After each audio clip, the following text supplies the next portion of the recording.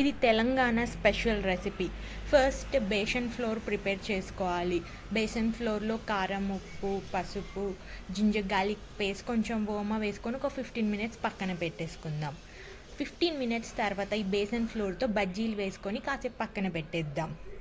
ఒక బౌల్లో కొంచెం ఆయిల్ వేసి పోపు పెట్టుకుందాం. ఇంకో బౌల్లో కర్డ్ని లూజ్ చేసుకొని ఆ బటర్ మిల్క్ని ఈ పోపులో వేసి తగినంత పసుపు, ఉప్పు వేద్దాం. ఇంకో బౌల్లో కొంచెం రైస్ ఫ్లోర్లో వాటర్ కలిపి దీంట్లో వేసి థిక్నెస్ కోసం స్టిర్ చేద్దాం.